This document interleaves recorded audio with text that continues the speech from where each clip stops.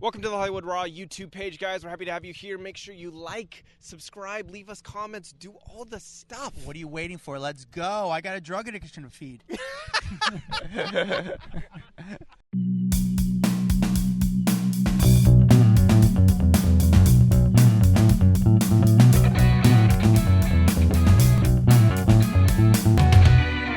Welcome to the Hollywood Raw podcast. It's Friday. It is time to do our Raw rundown. I'm Dax Holt. That is Adam Glyn over there, who sounds a little bit like Cookie Monster today.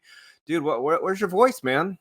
Dude, I just been working like crazy. I was out late last night. We'll get into why I was working out late last night. Just been running around, getting a lot of people. Things have been good, but that's why you might have to carry the heavy lifting this week, because I've just been working like a maniac, dude. I mean, per usual, Adam, always leaving me to do all the heavy lifting. Good God. Yeah, exactly. Dax, question for you. Have you ever been to the Hollywood Bowl? I've been not Hollywood. No, you never been for a concert? Is that? No, I have. I went for a We Can Survive concert with. Is it a cool place to see Odyssey. a concert? Yes, it's very cool because it's a natural amphitheater. And so I got to see Coldplay in there, which was pretty cool because, you know, Coldplay puts on a really good show, and Black Eyed Peas. And it was like one of those multi-performance kind of venues that I saw there. But I think that was the only time I've ever been to Hollywood Bowl. And it was fun. Awesome. Yeah, I saw Guns N' Roses is playing there next week. I'm like, man, that'd be a cool place to see because it's not like overly huge. No, but it's a fucking shit show to get in and out. I'll tell you that much. You know what's so funny? That's the only thing I noticed because I've driven by there and it does suck going in and out. There's the park. If you park inside, you're screwed because so what they do is they kind of pull everyone in and then they just park you. So you can't leave until the car in front of you leaves, which can't leave till the car in front of them leaves. So if a concert gets out, you're just sitting there waiting for the people in front of you to leave. So I would never suggest parking on site of the Hollywood Bowl. I would rather walk from like Hollywood and Highlands area. I would walk a long way than park inside of there. Good to know. This week we had an awesome episode. Heather McDonald's on this past week. I know a lot of people in our private Facebook group, Off the Record, were like, "Is it going to be John Mayer? Is it going to be?" I'm like, guys, Tori. I mean, yeah, I really want to. We have not given up on Tori, ladies and gentlemen. We have not. We've been requested Heather McDonald so much, I think, because so much of her audience has come over found us through her. So they wanted to see her on our show. We had her on. She was awesome. That episode blew up on YouTube, blew up here. I mean, people just really love. I think what they liked about the episode was it wasn't like a normal Heather McDonald episode. You know what I'm saying? Like, yeah, you're her all the time, but she became the focal point of ours, and we got a bunch of information at her that maybe she hasn't talked about a lot. So I think people like genuinely really enjoyed the episode this week. Yeah, no, it was a good episode. Love talking to Heather. It's just like a very fluid, fun, real Hollywood sort of conversation.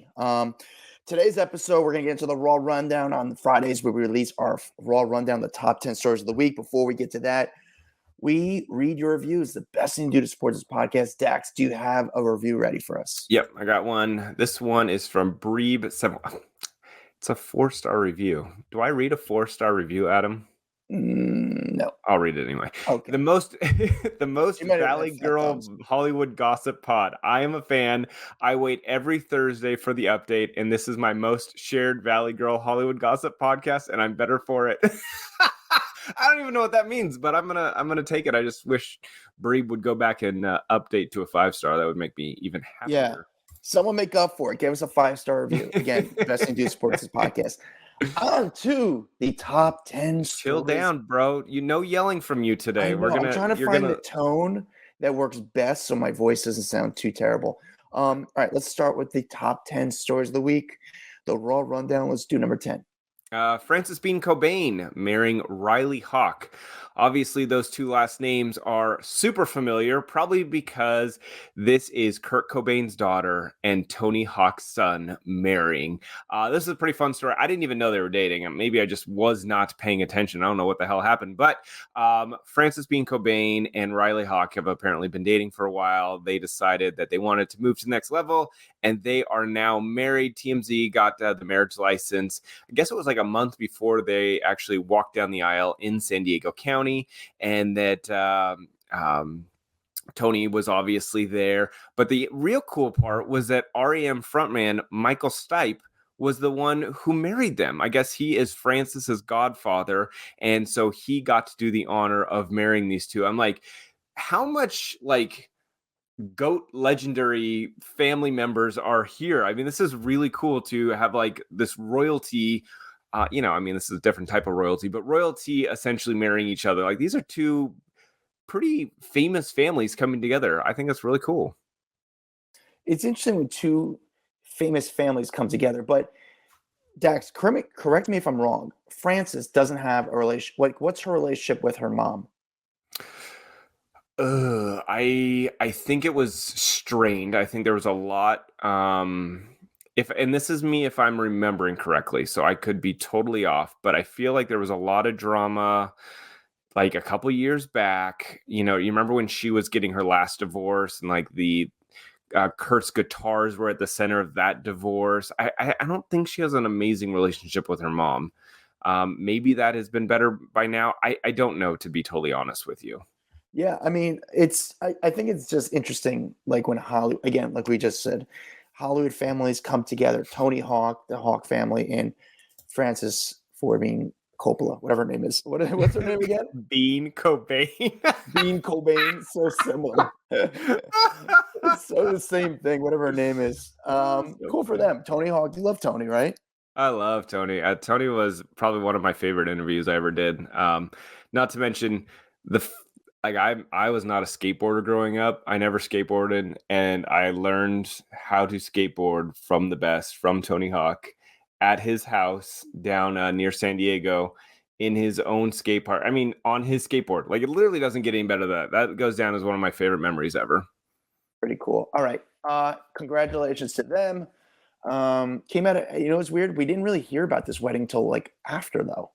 I think it was quiet, kept under wraps. I think then TMZ kind of unearthed it and found the marriage license, and then it was like, boom, here's all the details. Yeah. No, definitely. Definitely interesting. Good for them. Michael Stipe as it's cool to have as a godfather. Michael Stipe, REM. They're no longer together though. Who? REM. Oh, REM. I was who are we talking about? They got married and they're already apart. Okay, gotcha. REM's not together. Gotcha. They haven't been together for years, but cool for them. Number 9. There's been so much drama with Teen Mom 2, Janelle Evans. There's been a lot of, over the weeks, breaking information about her husband, David, having this issue with her son. He has now been charged with child abuse. Janelle did break her silence just hours after David Easton was charged with child abuse against her son, Jace Evans. I remember he had 3 runaway attempts and basically said, I will not go back to that house. Well, she said, this was her quote she put out. She said, you would think the police wouldn't make a one-sided police investigation. They didn't conduct interviews, didn't ask for any information from the parents. She said, this seems like a very biased situation. Like every time before, I trusted the detective with all my heart, forgot you couldn't trust cops. Silly me. I don't trust anyone around me. Going MIA for a while.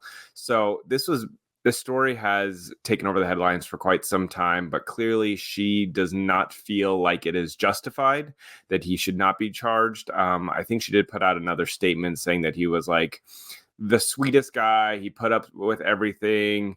So I don't think she's on the same page as cops right now. And I who do you believe? You've got a kid saying one thing, you've got the adult saying the other thing. I think cops clearly have done an investigation. I don't know if they talked to her or not, or didn't. She's making it sound like they did not believe anything she said, though. People love these stories. People love covering them. Like I don't know why. Who teen clicks on these mom drama?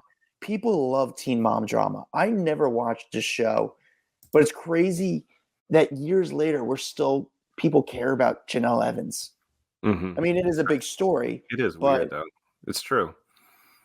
Well, I found the quote that she said. She made a TikTok video back on like October 15th, said, and this is about her husband. He is being accused of some horrible, horrible shit that is not true. I was there. My kids were there. Everyone was there. You guys have no idea about the details. She said, he has the most patience I've ever seen. It makes me really sad for David because David is like, he's just taking all of the punches, rolling with it, not saying shit. I don't blame him. I feel really bad for him because my kids adore that man. My kids love that man so much. So who knows? It's hard to pick a side in this when you have a kid claiming child abuse. It's hard not to believe what this child is saying. It's a very difficult situation. It's a very difficult situation, and I don't know how to handle it. I wouldn't know what to do. Someone else do it. That's why we got the law. We'll let the law deal with this one. Yeah, exactly. Number 8, Kim and Croy continuing in the news because God forbid we go a week without talking about them. But the judge splitting up the house to basically keep the peace between them. She's getting the bedroom. She's getting the basement. He's getting the bedroom. This is a way for the judge to say, look, you guys can have your own living arrangements. But according to the documents, neither party shall enter the other party's individual awarded space in marital residence without permission.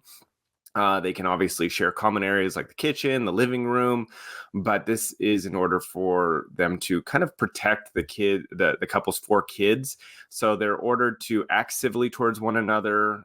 They can't talk like crap on each other in front of the kids, or if a kid is within earshot, and that neither parent can eavesdrop.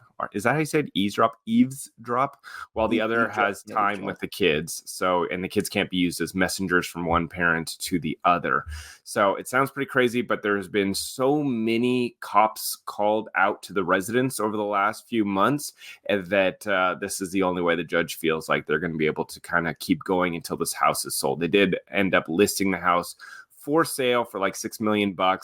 And then that money is supposed to go obviously towards their mounting debt because they are far underwater with the amount of money that they owe the government for past taxes and all kinds of stuff, which is kind of funny because another story came out this week that says she paid $30,000 for a full vaginal like rejuvenation,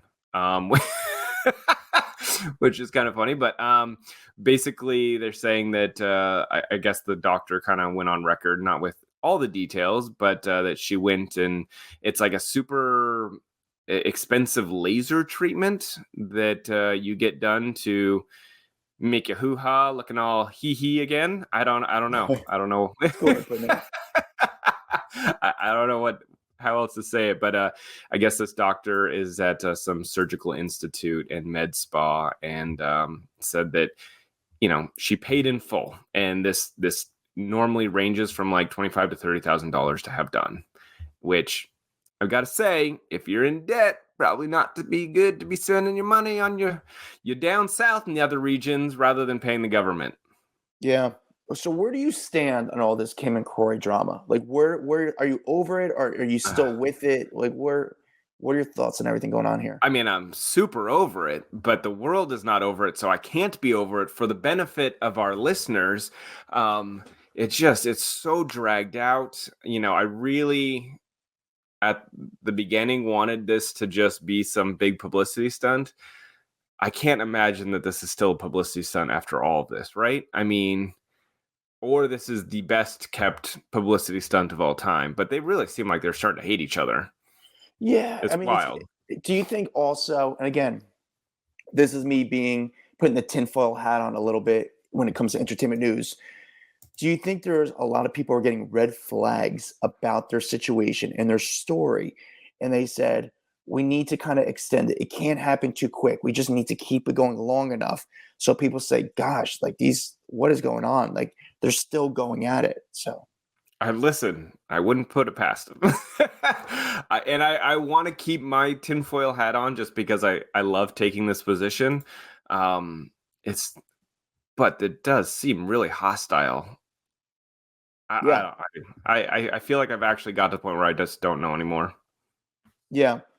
No, I can't get into it. I'm just over them. When it comes to these type of people, these type of celebrities who make their income on their life, I'm starting to trust them less and less. Yep. So I don't know what's real and what's not. And for me, I want to believe it's real, like what the relationship was real, but I don't want to be the pawn. I don't want them to play with me or play with my friend. So yeah, I don't know. I can't get excited by them. Number 7. This one actually makes me want to blow my brains out even more. Emily Ratajkowski passionately kissing actor Stefan Bach. I don't know if I'm saying his name right. Stefan Bach during a romantic Paris break. Not because of him by any means, but because every time Emily Ratajkowski dates someone, there is always cameras following every single thing she does, which there is no way in hell cameras follow her for every date night she has. Like, this is further confirmation. I believe she sets up all of these photo shoots to make sure that she stays in the headlines, because who the hell cares about who she's dating?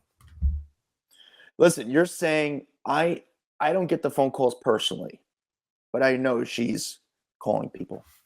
You know, and the whole headlines are like, she returns to a busy dating scene after the Harry Styles tryst. There was one photo of her out with Harry Styles, one kiss moment that clearly was set up and, to get that moment. And I'm sure Harry was like, oh, hell no. Well, because he probably saw the photos and was like, oh, hell no. So someone in his team probably said, look, I'm assuming she called. And now this is everywhere. This should have been private. It was not private. Like, you need to end this crap now. Even so, I mean, it's just crazy. Harry Styles is one of the biggest celebrities in the world, kissing one of the biggest models in the world. They're making out. And that whole discussion went by so quick. It was like, what? Because it ended. It was done. Yeah, but still, you would think people would still be talking about what happened that night. What did they do? How did they meet? How did they connect? How did it end? And more importantly, I think people need to talk about the kiss photo between her and the new guy. Oh, it's tough. It's a rough one, right? Yeah, it's like a first makeout. But this looks like she's gonna about swallow his whole face. Yeah. Like it looks weird. It looks weird. It looks weird, but listen, I've never seen someone caught making out with someone so many times. Never. If there was 1,000 photos of her a day where every time she left her house, they got photos of her walking down the street, I wouldn't find this so weird. But the fact that we only see her when she's out on a date makes me think that it is planned out. She does get photographed a lot walking her dog, because in New York City, you have a dog and you don't have a backyard, so you have to walk your dog. But somehow she always gets photographed making out with someone. That night with Harry Styles, we didn't see the date. We just saw the makeout. That was it. Mm-hmm. And again, I use makeout very loosely on this. I look at face eating. That's what I would call this session. A face eating session. Yeah. Moving along, because this voice is going of mine. I apologize, guys. This voice is tough, man. Number 6. Mama Bear, Paris Hilton, pissed off at social media. She posted an adorable photo of her little 8-month-old baby son, Phoenix Barron, and people started dragging the kid. I couldn't believe it. Start talking about how big his head was and how he looked strange. And I think it literally broke her heart. She replied, "My angel is perfectly healthy. He just has a large brain."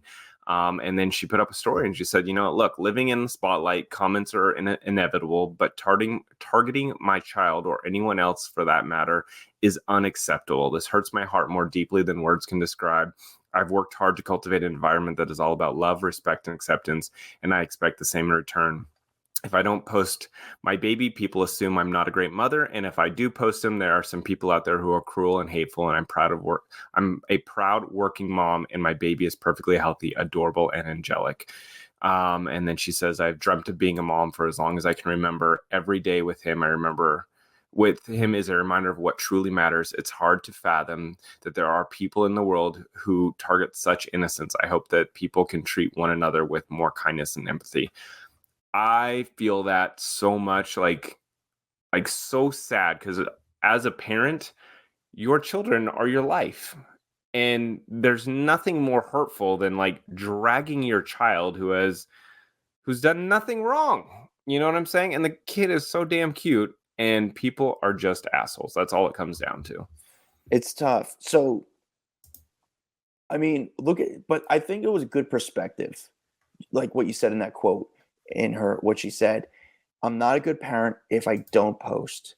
Mm-hmm. But when I post, then I get, crap from people and people just want to be nasty or mean. I don't know if there's a right or wrong. What are you supposed to do?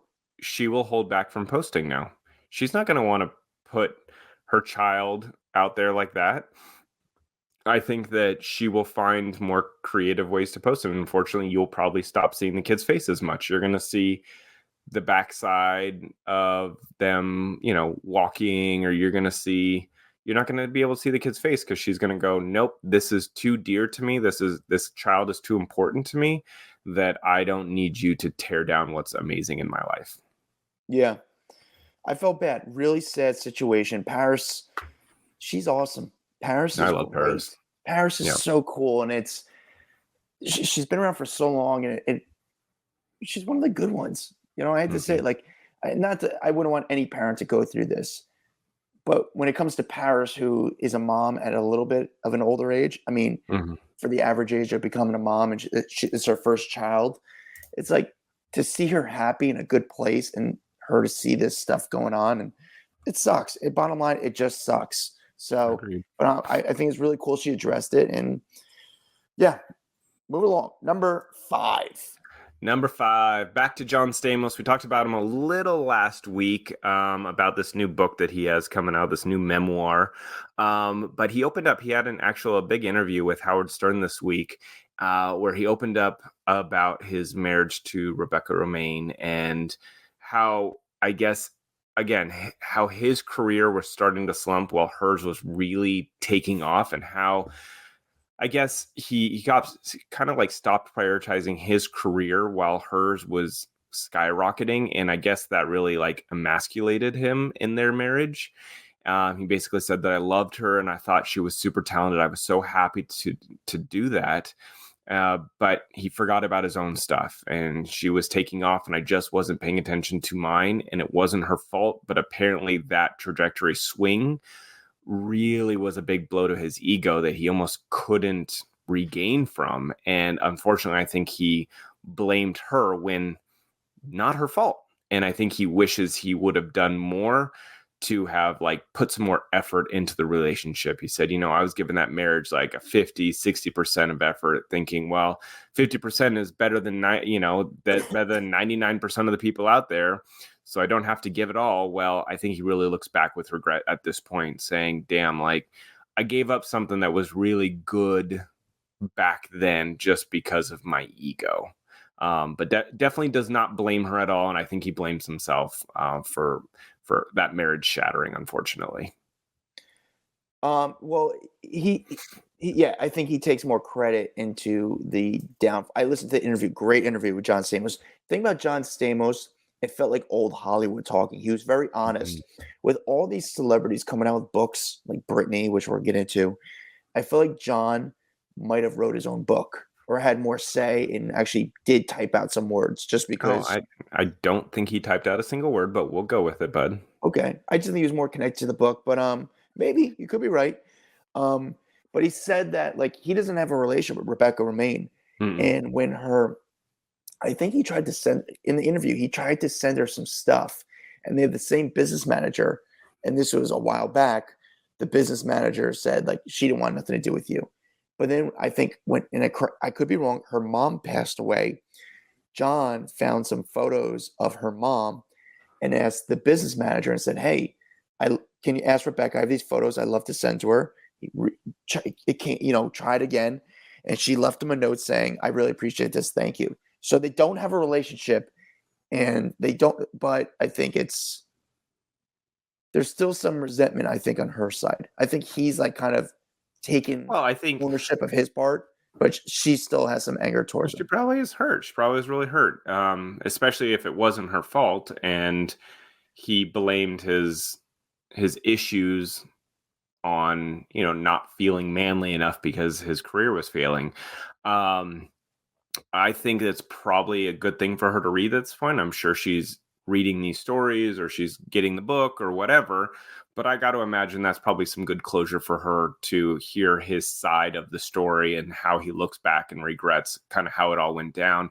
There was another thing that he addressed, Terry Copley, who was his girlfriend a long time ago, had basically claimed that she didn't cheat on him with Tony Danza. And John Stamos was like, that's not how I remember it. He actually says that he recalls when he was dating the model, she was a model actress back in the 80s, that they were together, they were in love, and that he claims that he discovered her sleeping naked in bed with Tony Danza one day, like literally walked in, saw 4 pairs of legs hanging out from the sheets, and realized it was Tony Danza in the bed with his girlfriend. And he said, I was pissed. I wanted to beat him up, but I also knew Tony Danza was a professional boxer at the time, and so I walked out. He goes, he probably would have sent me to the hospital, but what's kind of funny, he goes, I was so mad at Tony Danza, and I resented him so much that, but he goes, I probably would not have had the career I had without him, because apparently Tony's show ended up being the show that led into Full House. And the only reason Full House got renewed after season 1 was because of Tony's show. And I thought, oh, that's kind of interesting. And by the way, Who's the Boss was the show. Who's the Boss was there. Full House then got greenlit because of the amount of audiences stayed after from Tony's show.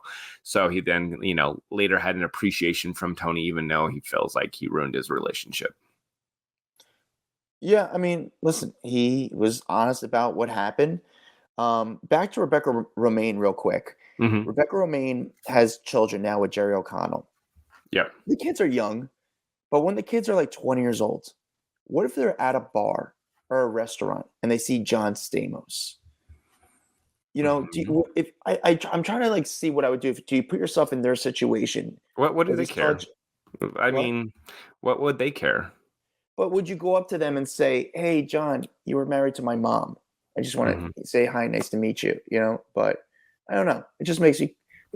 I think it'd be awkward. Like, I'm putting myself in the kid's position. I feel like it'd be awkward. Be like, are you really going to go up and talk to like your mom's ex? Yeah, no. Probably not. But it'd just be weird. It was ex-husband. Yeah. Yeah. Yeah. So anyway, that was my thought. Any other thoughts about this book or any other comments about this interview? No, I think that it's funny because I'm not really normally into memoirs. I do feel like John Stamos and Britney's, I'm truly interested. And I swear to God, if I had time to sit down and read, I totally would. I barely have time in my day to do anything. Even listen to the books would be hard for me right now. But I think I have a drive to Vegas coming up. I think I'm going to go out for BravoCon. So I might have to listen to Britney's on the way there. I'm going to listen to Britney's before I'm going to listen to John's. Yeah. Interesting. So you're not going to read, you're going to listen to Britney's. Hell yeah. I am. Again, I have more time to listen to something while doing other activities than I do to sit down and actually just devote towards reading. Makes sense. Number 4. Number 4, Taylor Swift. My God, this girl is just continuously the queen of the world. I don't know if you've seen some of the numbers coming in for her movie, but it is essentially changing the way that concert films are going to be presented from here forward. It raked in over $160 million globally, and this number is a couple days old at this point. But basically, the way they did it, there was no sit-down interviews, there was no backstage performance footage, none of that. It is legitimately a concert from start to finish, and it is being embraced so well in the box office, and the experience of going to a movie theater, and they encourage you to stand up and dance and sing and actually like you're at the concert. Because it's done so well, now they're like, this is what we need to do moving forward. Film concerts, put them out inside movie theaters. It gives the viewers who don't have the money to spend $500 to go see Taylor in concert, but they can go spend, $15 to see her and have this experience. And, this was not like a little thing. They had like 40 camera people. They had all these production, design elements and all this kind of stuff to really make it a good movie and a good experience for the audience. And the amount of money that not only it's made for Taylor, but made for the movie theaters, like everyone's really happy. And it took Taylor to figure it out, because everything she touches turns to gold. That they're just like, this is what we need to be doing moving forward. I mean, we saw Billie Eilish had, a movie that she put on Netflix recently, but it had a lot of behind the scenes stuff. And they're saying, nope, we're going to stick to simply concert footage. Take the Taylor Swift model, rinse and repeat. Anyway, that was the first part, but obviously I think the other big thing is, once again, she goes to another Chiefs game. Her and her boyfriend are all over the place. Travis Kelce, she showed up, and it seems like the funny part is everyone talks about how he wins. Do you remember when Kim would go to like basketball games and they would say that her boyfriend at the time, and I don't remember who she was dating at the time, or even Chloe or Courtney, whoever, whenever a Kardashian would be like at a baseball game, or whether it was Reggie Bush or whoever, it'd be like, oh, they play worse. It's the opposite with Taylor Swift. Every game she goes to, Travis plays better. And so the Chiefs are like welcoming her. Please come, because we keep winning every game that you're at. Travis plays better. The excitement is higher. They want her to be a part of it. What are your thoughts? They want her to be a part of it, but they said that handshake has got to go. Oh, God. She's photographed with Britney Mahomes, Patrick Mahomes, the quarterback's wife. And they did, after a good play, they started doing this handshake. Man, dude, it was so cringe. I was like, everything she does is so cringe to me. It's just like, I'm like, oh my God. Wait, Taylor's or Taylor Swift and Mahomes. The but which part was cringe? I mean, the whole thing was bad. Like, guys, you have your own handshake now.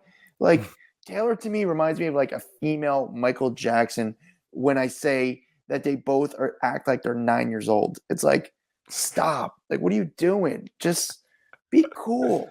Be cool. I think they could have pulled it off. I think it was like super awkward though. It was like the play happened, and then they were like, oh, we need to do our handshake now that we practiced for 3 seconds in the back. And they just fumbled around. It was super awkward. But you know what? I feel with Taylor, the one thing that if she keeps going to the games, she could end up making that handshake cool. She's like, look, Britney, we look like idiots. Let's redo this. Let's make it look cooler. We can have a cool handshake, and then it'll be the new cool thing. Listen, I want to start driving around or walking around the streets and like, oh my God, they're doing the Taylor Swift handshake. Like, come on. So corny. So corny. So funny. Number three, let's get into Britney Spears and her book and some of the shocking revelations that she has made in her book. Obviously, we've talked a little bit about Justin Timberlake and the abortion she claims that they had because he was not ready to be a parent. Talked about the cheating on him after he was allegedly unfaithful himself with Wade Robson. Talked about, just a lot of issues. But one thing she got into was the performance, the 2000, I believe it was 7 VMA performance. Do you remember that? The one where she got up on stage and it was like super cringy and super awkward, and everyone like just gave her a really hard time because she didn't look good. Well, she said that she had a run-in with Justin. She didn't know he was like there, ran into him. She felt super self-conscious about her body, about she didn't have time to rehearse for this. And so she basically had a breakdown backstage before even going out there, and then had to go perform completely not ready. And Justin was basically on top of the world at that point. And I think it was a big mental like fuck in her mind of like, how is he so beloved and I'm just struggling? I know that she had a really hard time also, she admitted, with Justin and Christina's big tour. And what was it, the Stripped and Justified tour or whatever it was? Said that it felt like a big F you to her as well. Like they were on the cover of Rolling Stone and he was giving her like these like super sexy eyes. And she just felt like they were doing this to rub it in her face. And she just felt like a piece of trash. But it's like numerous things. She talked about the Diane Sawyer interview and how she was like, why am I getting hit up with harsh question after harsh question? Why did this woman want to see me cry? Why was she relentlessly going after me? She also slammed Ryan Seacrest for a 2007 appearance on his radio show, what was meant to be about her like Blackout album, but instead he was asking her numerous questions about her 2 kids. I mean, it was just like one thing after another. She's talking about all of it. And I think that's why I'm finding it so fascinating, because there's so much about Britney that we've covered over the years, but now we're getting to hear it from her perspective. She talked about Colin Farrell and this like, this sex-filled, this rough sex they had for like 2 weeks straight. I mean, it does seem like a very honest book, and that's kind of why I want to hear it. Yeah, but I start to question: is it from her or is it from her team saying, "Hey, this is a good angle"? Well, how much money is she going to make on this book? She's going to make a bunch. She's making like 25% of sales on this book. Cade, her manager, was the one that really like talked her into doing the book and walked her through the whole process. And I think that she even shouts him out in there, but apparently it was like his mastermind and it's doing really, really well. And I guess even her music sales have been on the up and up since everyone's talking about her right now. And the book is getting so much publicity.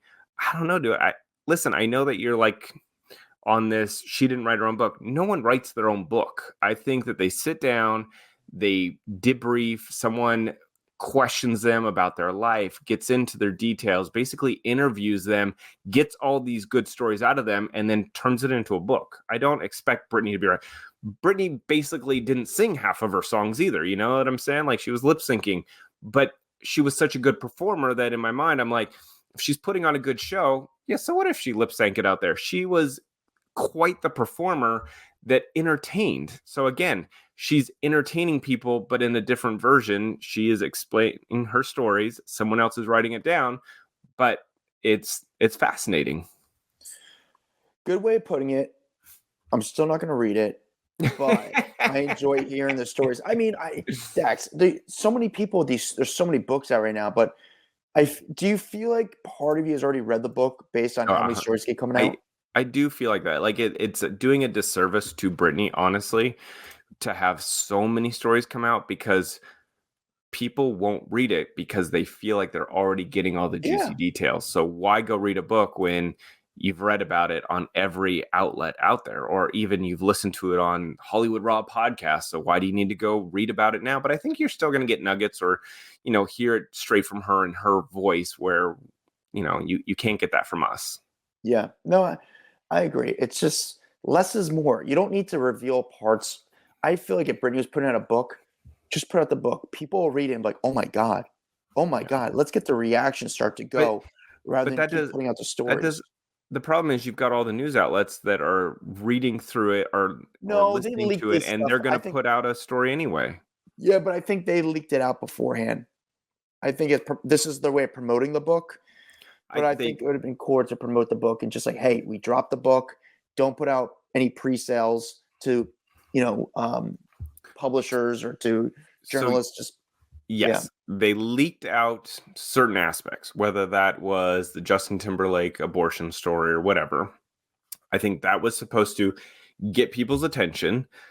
The rest of these things have come out since the book has been released. So that means someone sat down, listened to the book or read the book, and now they're writing stories on aspects of the book. So that's what's going to take away the sales for her. Yeah, still going to do well. Let me know what you think of it. Number two, Mauricio and Kyle Richards got everyone talking right now, mostly because Mauricio and his Dancing with the Stars partner, Emma Slater, were seen out this week leaving dinner in Beverly Hills holding hands. And so the world was like, what? And said, are these two a couple? Again, it's Dancing with the Stars. So anytime anyone is dancing together on this show, everyone assumes they're a couple. Everyone assumes they're banging behind the scenes. And so this one is no different. However, Adam, you had a little run-in with Kyle Richards. Would you like to tell us about it? Yeah, a buddy of mine hits me up and says, hey, you have no idea who I'm sitting next to. I'm sitting next to Kyle Richards, and she just did Watch What Happens last night. So that's why my voice sounds like this. I was out late. Got Kyle leaving dinner at Cipriani in Broadway. She was with Teddy Mellencamp, who's come on the podcast. It's funny. Teddy sees me out there. I'm like, hi. And she's like, hi. Like, what are you doing here? And she was walking in front of Kyle. Then I got Kyle. And here's the audio and video. Everyone's going crazy today. Great job tonight. How does it feel to get everything off your chest? Not good. Either way. But are you doing overall? Are you doing okay? Or I'm doing okay, thank you. Everyone, obviously, the moment with the PK split, it's like everyone's like talking about. What do you know about it? I did not know about that. I did not know. Did the photo of the handhold? Is that the first time you knew about the relationship? I'm sorry. Good night. Good night. Yeah, I mean, it was after she did Watch What Happens. By the way, Kyle's beautiful. In person, so pretty in person. Gorgeous, so pretty. But I wanted to know if that handhold, if that's how she learned about the relationship. But they released. So, Dax, fill me in. I don't know what the latest is. Are they in a relationship, or what's the deal with Mauricio? According to Mauricio and Emma, they are not in a relationship. They released this video. It's like a selfie video of them talking about it. They said, look, here's the deal. We went out to dinner. We had just got done rehearsing. We went to dinner. We were chatting. We had this super good chat, and we were walking back to the car, and I grabbed her hand for, a second to walk back to the car. And he goes, that was it. We're not dating. She also followed that up saying, nope, we're not together. But it was just, they're really good friends right now. They're focused on winning, blah, blah, blah. But according to them, they are not a couple. Okay. But she still deleted that post supporting him. She didn't know. Yeah. She did not know. So she did a great interview and Watch What Happens. Andy asked a lot of questions. She answered all of them for the most part. She had a brave face on. I mean, she knew what she was getting into going on Watch What Happens. Mm-hmm. But Kyle's cool. Kyle, I think, is just cool. I think that's why people like her on the show, though, because she comes across as, pretty real, I think. Yeah. She said she's not in a relationship with that girl. Not in a relationship. They're just best friends. Yep. And then with Morgan. And then, it does seem like with, what is it, this is her 13th season. Yeah. That they do chronicle a lot of the marriage issues throughout the season. But I believe the official split was after they finished filming the season. So you don't think you're going to see the split, but I think you will see the strifes, the struggles that her and Mauricio have throughout the season. And I think a lot of people will be tuning in to watch that because people like when marriages have trouble, because I think it feels like normal or something they can relate to. Because you know what? You can't relate to a $5 million house, but you can relate to struggles with your partner. Correct. Number one story of the week, Dax. Number one story of the week, Dave Chapelle pissing off a whole lot of people. So he had his one of his stand-up shows at Boston's TD Garden and apparently went after Israel. So started criticizing Israel's bombing of Gaza and U.S.'s support of the effort. So apparently he was there, and he's not someone, he's always kind of pissed people off. He's had remarks about women, remarks about transgender people. He's had remarks about all kinds of, he just doesn't care. And so this is one more example of that. But apparently he was in a show, started condemning obviously the Hamas attack of the 1,000 Israelis who died, but then went on to accusing Israel of killing innocent civilians and committing war crimes. And that he said that the U.S. was guilty of aiding the slaughter of innocent civilians, and that he was getting people applauding, calling out for free Palestine, while other people in the audience decided to get up and walk out. And one of the audience members, I guess, spoke to Daily Mail and said, the audience was cheering Chapelle on during the tirade. I was sick. We were there. I turned to my friends, my wife, and I said, I think it's time to go, while they left with other Jews leaving the show at the same time. You know what's weird, Adam? Yeah. It's weird how right now in society, it's like, it's okay to be against Jews. That's what's weird. That's what I'm struggling with as a society. You can dislike what a government is doing towards, and I use another government loosely because Hamas, I can't really call a government, a terrorist organization.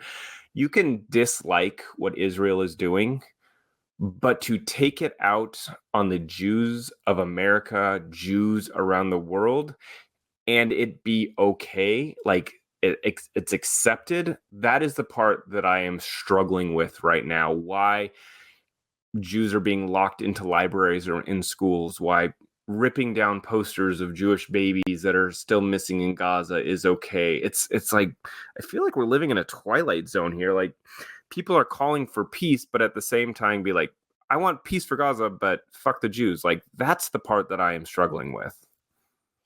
Yeah.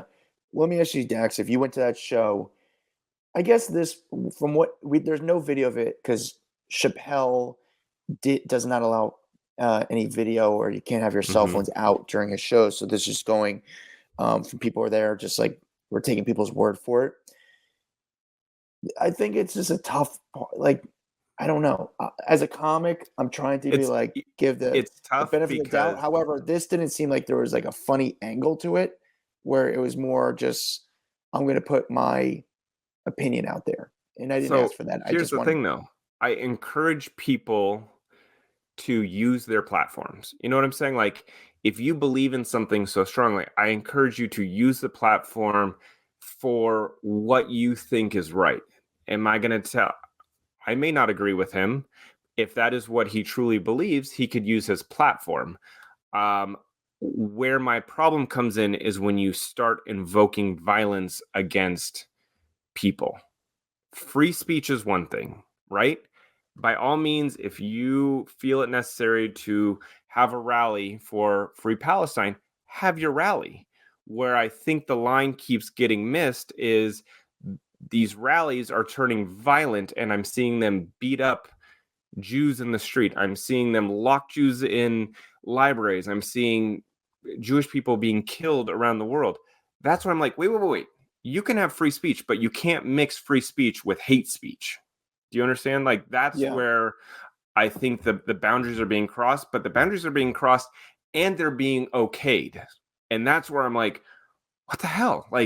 How are people not stepping in and saying, you're going over the line, you're pushing this too far? You can't use your free speech and cover up your anti-Semitic statements by just saying it's free speech. No, it's not fucking free speech. That is hate speech that you are using and trying to cover it up. So I encourage people, you want to use free speech, do it, but do it in a productive, healthy way that other people aren't getting hurt. Because at this point, me being Jewish, it feels very unsafe being in America right now. And that's what's really sad. Yeah, I don't disagree with you. It's It's a difficult situation. I don't know what I would have done if I was there, but it's well, these people felt unsafe. I don't know.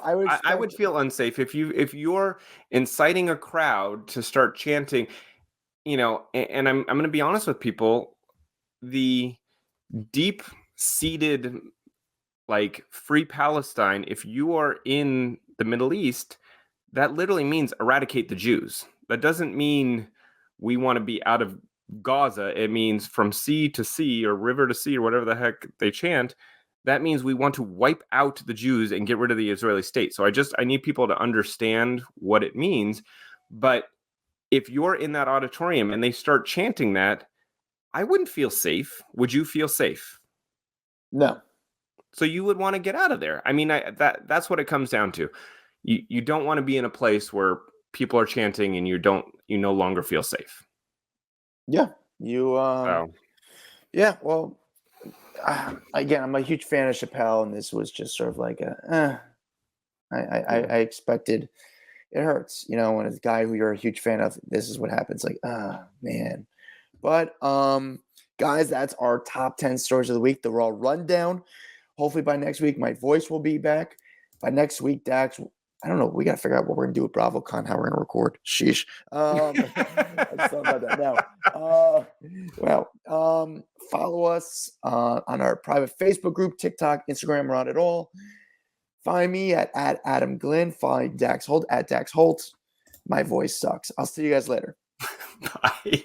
What's up, guys? If you liked that video, there's plenty more where that came from. Make sure you like, subscribe, hit the bell so we can just feed you all the goodness daily. Hurry up. Come on, let's go.